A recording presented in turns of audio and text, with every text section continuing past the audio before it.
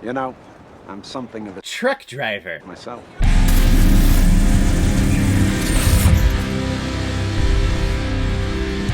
Maximum Overdrive, released in 1986 and is directed and was written by Stephen King based on a short story of his called Trucks. And this movie is starring Emilio Estevez, Pat Hingle, Laura Harrington, and Christopher Murney. And the reason why we're watching this ridiculous piece of shit today is because it was a PayPal recommendation and donation from one of my contributors and longtime supporters of this channel, James Philbry. It's been a while since I've heard from you. Thank you very much for this recommendation. You sent me a whole bunch of them that I'm going to be getting to over the next couple weeks. But if any of you out there also want to be like James and help support me and contribute to this channel, or if you have a recommendation for me, you can click the PayPal link that is on the homepage of my YouTube channel, and however much you want to send my way, you can attach your recommendation to it, and I'll watch it, review it, and give you a little shout out, just like what I did with James Philbry here. Thank you very much, and my god, this movie is quite freaking ridiculous. The Earth has found itself in the tail of a comet for an 8-day period, and because of this, all of the machines and computers in the world start acting up to the point where they start killing a bunch of humans. So this film focuses on a small group of people in the middle of podunk town nowhere, and they're surrounded by a bunch of semi-trucks inhabited by this weird alien force, and they must struggle to survive. And this is one of those movies that I started watching like the first 5 minutes, and then I realized, nope, I need to take notes here, because this is one of those reviews that I need to just tell you what I'm seeing and then show you what actually happens on screen, just to prove to you that what I'm talking about actually happened. But before I read that, you know, I don't have a good track record with Stephen King.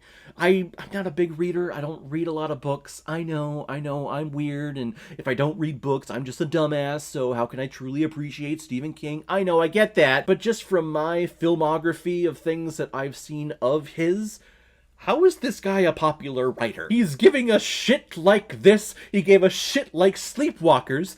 How is this guy a world-renowned writer? And I'm sure if he ever was scouring the internet, if he was ever scouring YouTube and he saw my review and he heard me ask that question, I'm sure he would have some bullshit artistic response to me about how this is an allegory for how humans interact with machinery and how we have machines but we don't know how to use them. And we're using up all of the Earth's resources, so we kind of deserve to be exterminated from the planet. So this is really an allegory, and you're an idiot, Caleb, for not realizing that. Please know I do realize that this could be used as an allegory about how humans are just terrible to the planet. I totally get that, but I think your writing here and what we get in here is so dumbass shit. Now, it's fun dumbass shit, I will give you that. It is hilarious to watch. But the difference here is that I think this film, like, is trying to take itself seriously. The things that happen in here are stupid.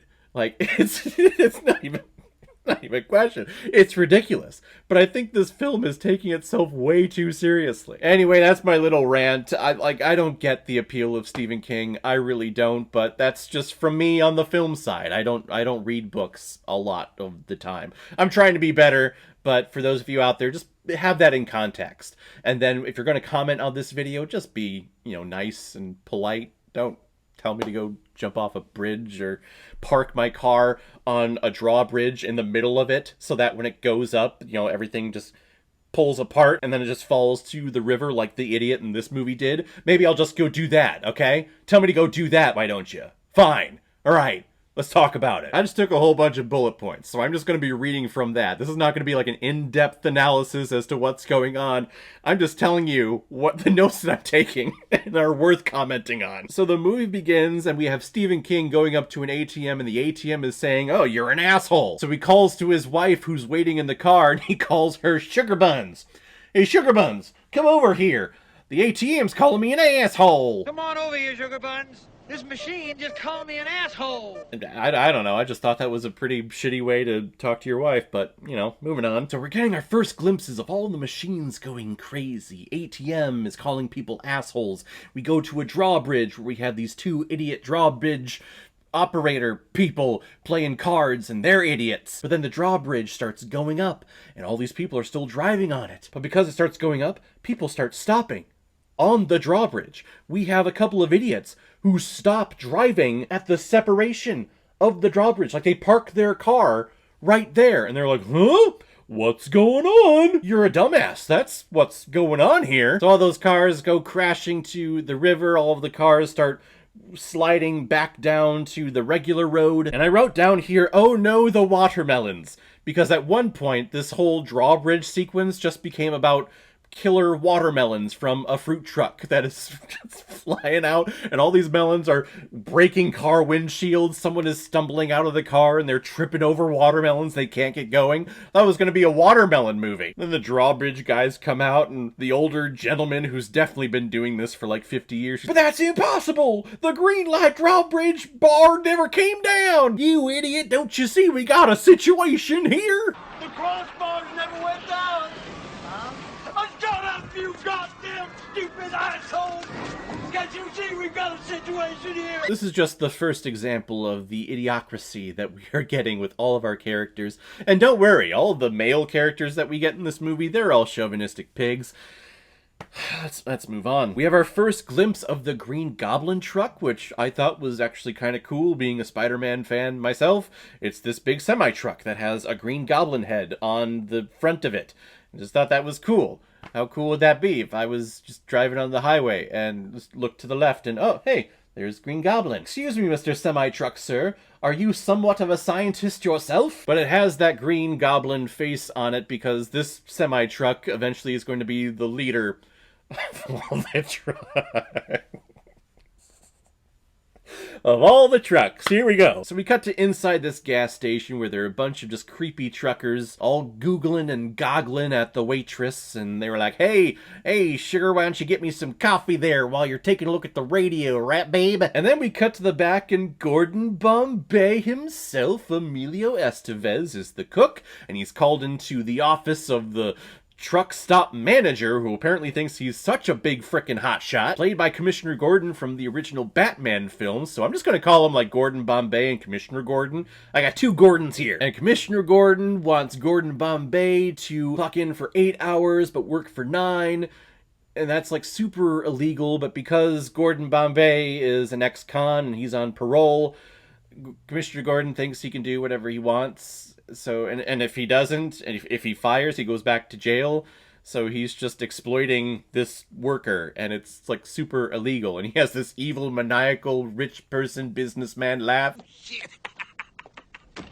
Okay, cool, tension, reasons why he's there, but he's really a good guy. And I also wrote here, like, Commissioner Gordon, why do you think you're top shit? You're the manager of a truck stop in the middle of frickin' nowhere.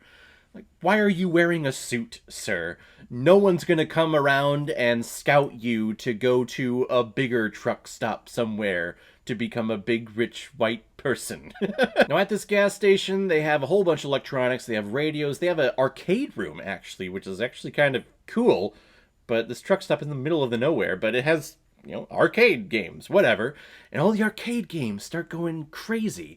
And I'm asking myself, like, what's going on here? Is this affecting just machines? Is this affecting everything that's using electricity? At this point, I'm hoping that we get that explained eventually. Looking back, I don't think we ever do, sadly. Yeah, it's not all about electricity, because I have a note here that one of the gas station attendants, he's pumping the diesel into the truck, and then the pump stops working. So he comes back around, he turns it at him, and he's like, huh? Why aren't you spitting out the diesel? What's going on? What's going on here? And then it sprays him in the eyes. And I think this is the first little glimpse that we get of the Psycho theme in this movie. Whenever something scary happens from all the evil machines, we get like this ripping off of Alfred Hitchcock's Psycho. Again, I don't get why Stephen King is so popular. From what I've seen, he just riffs people off, but we're gonna continue here. Then we're cutting to other places, you know, on the planet, or I guess in this small little Texas town or wherever they're at. And we see a bunch of kids playing baseball, and then the game is done, and then one of the Pee-wee coaches goes over to the vending machine, because he's like, you guys have been playing for the last, like, 17 hours. Sodas are on me, kids. Fuck you, sir, and fuck any Pee-wee coach out there in the world. Damn you for making the kids play this stupid-ass game for your appeasement all summer when they should be enjoying their summer as kids running around and doing what they want to do and not what you want to do, sir. Which is why I was very happy when the vending machine started, like, shooting out all of the cans, like, super fast. Ends up killing the coach. He has this Pepsi Cola little mark in his head and he's just bleeding out. I thought, yeah, you know what? You deserve that. You're a Pee Wee baseball coach. Then we have a steamroller steamrolling over the baseball field, and one of the kids, you know, he trips over his bike and he's like, no, don't hit me. And the steamroller legitimately flattens that kid. It's hilarious.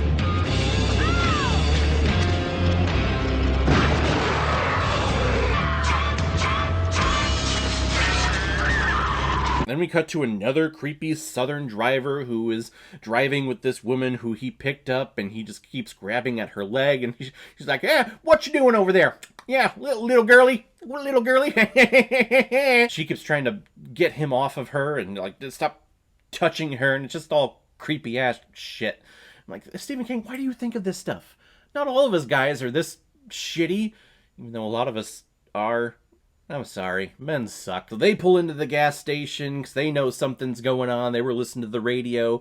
They're like, oh, machines everywhere are suddenly going crazy. Then we cut to another creepy-ass dude who is with his new wife. They just got married. And the bride has a line in here where she needs to go to the bathroom. So they need to go to a stop somewhere. And the husband says, after she says, I need to use the restroom, he goes, can I watch? That's good, because I got to go to the ladies. Can I come in and watch?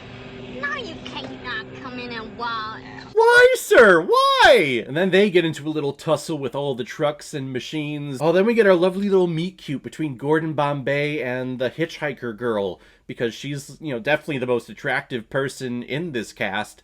But they're meeting each other, and it's the most awkward meet cute I have ever seen before in a film.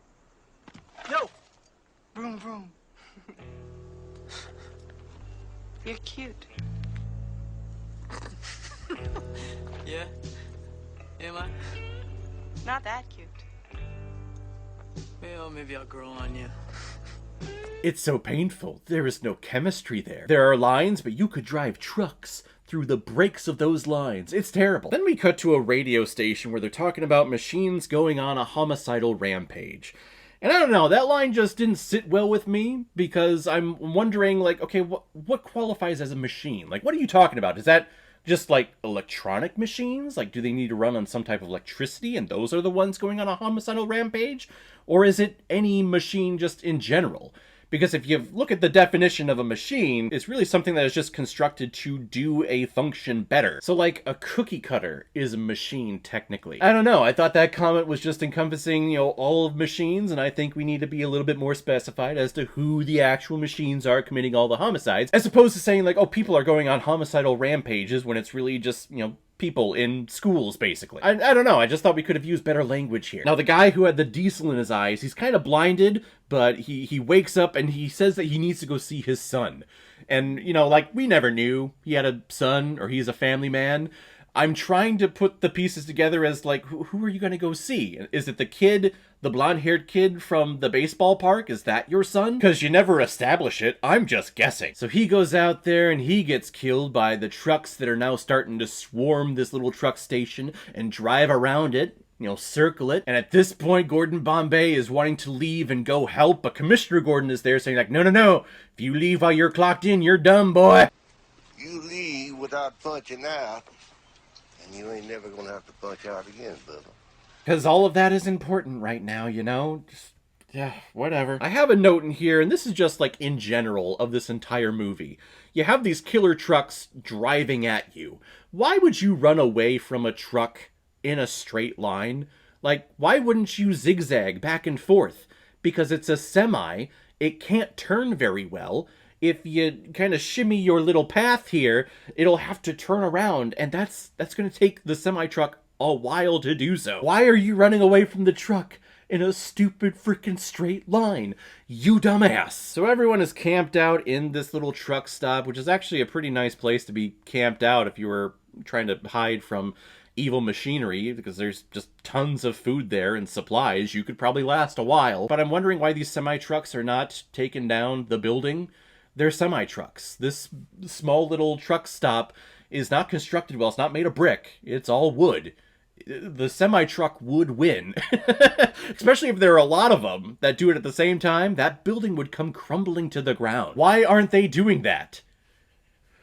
Why? Oh, then we get a little chase scene with the married couple in their car running away from a semi-truck. And, you know, things are getting heavy, the tension is getting crazy, and the guy, who definitely has some type of toilet fetish, says, I think I just loaded in my pants. I think I just loaded my pants. Oh, I just loaded in my pants, guys. And this is the main question that I'm asking. So what qualifies as a machine that goes on a rampage? We have these semi-trucks that are doing it. We have the arcade games that are going crazy. We have the drawbridge in the beginning. Why isn't the married couple's car also going on a rampage?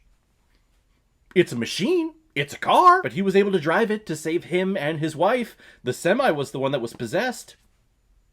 What's going on? Dumb shit like this that, again, makes me believe that Stephen King is not a great writer. Then from out of nowhere, Commissioner Gordon comes up with a grenade launcher and fires it at the semi-trucks. Just from out of nowhere. Where did you get that, sir? And then we find out that Commissioner Gordon has just an entire armory in his basement. He collects it and buys it for reasons. But it's convenient, so they got weapons now. Then we have another awkward scene between Gordon Bombay and our lead lady, who just starts breaking down and crying because dramatic tension and things. She just all of a sudden out of nowhere, I'm so scared. But hold me. Like, really, she's saying it because she wants Gordon Bombay to come over there and start, like, rubbing up on her.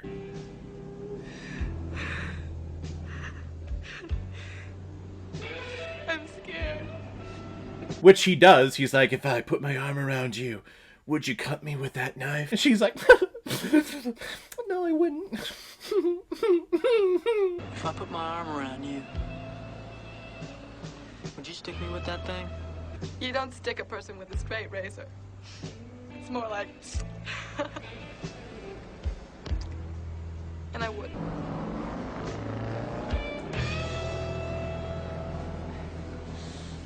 Okay. There's a wonderful little scene in here where Flight of the Valkyries is playing. The little boy is riding his bike away from all these machines. And then there's a plane that's flying over the head, and you just hear Flight of the Valkyries from Apocalypse Now. And I'm like, yes, it's ridiculous. I feel like this film is taking itself seriously, but it's also stupid ridiculous too. The tone is it's stupid. I know what the tone is, it's just stupid. So now Gordon Bombay gets down to the armory, and everyone's looking around and they're like, oh, they got guns and things. But then here's where we get the melodramatic story about how Gordon Bombay got locked up in prison and why he's on parole now and why he's just stuck there at this gas station because he has no choice. Because I screwed up, made a bad choice. Shouldn't have done it, but I've learned from it. I've grown. I was about 20 at the time. Hey, it's all right. No, it's not. You know what gets to me is the stupidity. And then that leads to the sex scene that we never see, but, you know, when I'm surrounded by a whole bunch of guns and grenade launchers and I hear about how a guy got locked away and the reasons why, I mean, makes me want to fuck him. I love her little line here. When they're just laying there cuddling after they did the deed. She's like, boy, you sure make love like a hero. Because, you know, Gordon Bombay is the hero of the story. Of course he is. I'll tell you one thing. What's that? You sure make love like a hero. And again, no chemistry here because they start kissing and they're just little pecks. There's no passion behind it. It's not like they just had sex or anything. Like, I think that after you have those relations, like, you're passionately kissing each other after doing something like that. No, it's just...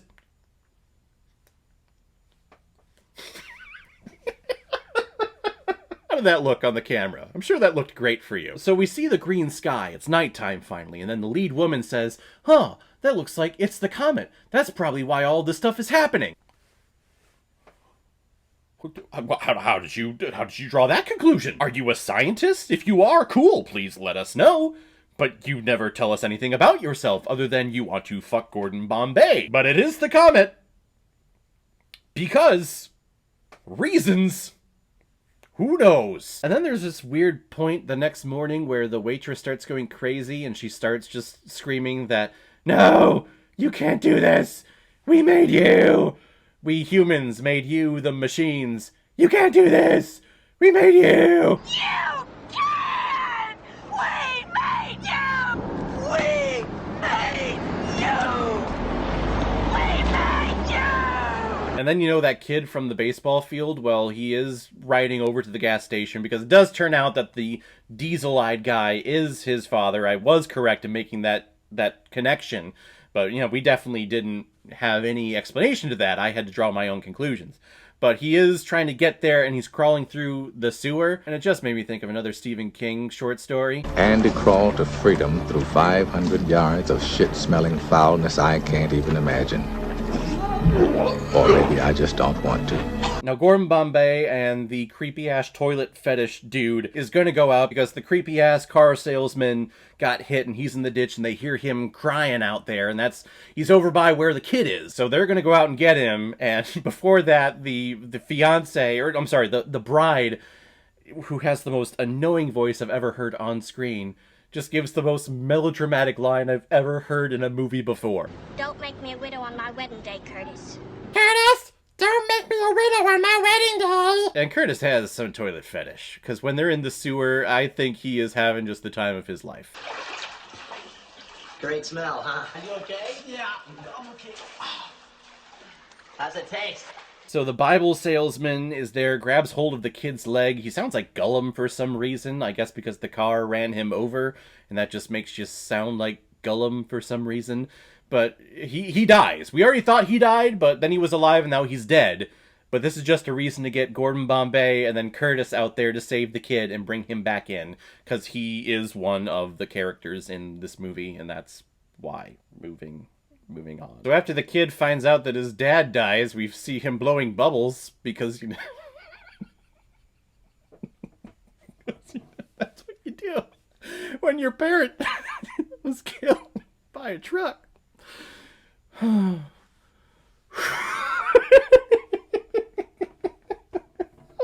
fucking stupid. It's so bad. Oh, then there's this little dung buggy machine that has a machine gun on it. And that's like the leader of the group, or is like intimidating everyone. Like it shoots it up and then it's like, hey, we're hungry, give us food. And you know how the humans find out that they want food? Well, of course the kid got a merit badge when he was in the Boy Scouts. He understands Morse code. So they hear tapping from the radio from one of the trucks and he's writing it down.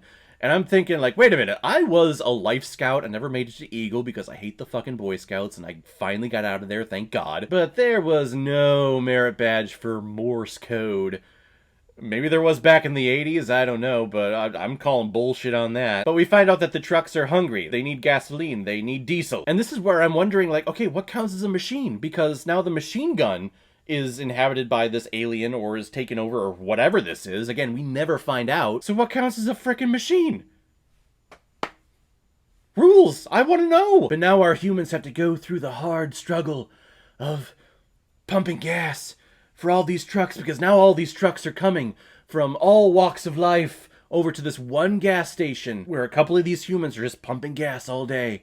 And it's like a gas pumping montage. I've never seen a gas pumping montage in a movie before, and that's what we get here. And I didn't know this, but pumping gas is so hard. It is so difficult. There are moments in here where Gordon Bombay is just collapsing to the ground due to exhaustion from pumping gas all day. Ah! Some melodramatic shit right there. But then Bombay gets smart and he pulls a grenade and blows up the little doom buggy with the machine gun. And then we get an amazing scene of them running away and we get a close-up of Emilio Estevez's ass. Just there, and they're all like, never seen a hero with his ass up in the air like that before.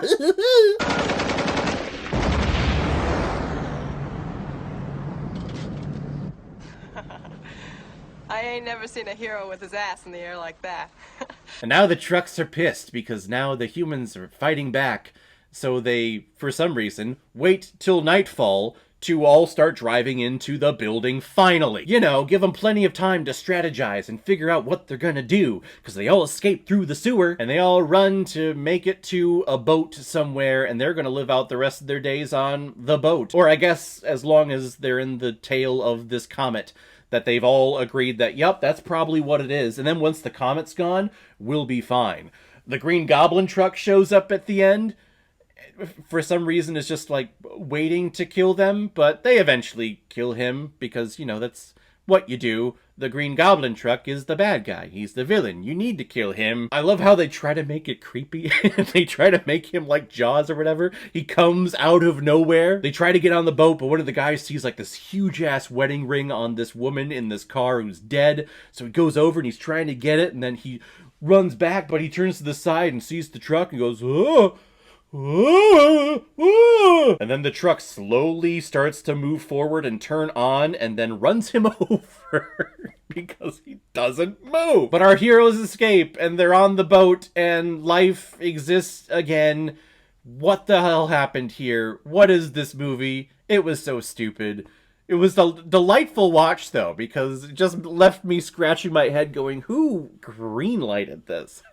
That was the question I asked. Like, who approved this? Who allowed this to get made? Yeah, cool, let's do it again. Mad Max was a thing. We need to have our own truck movie.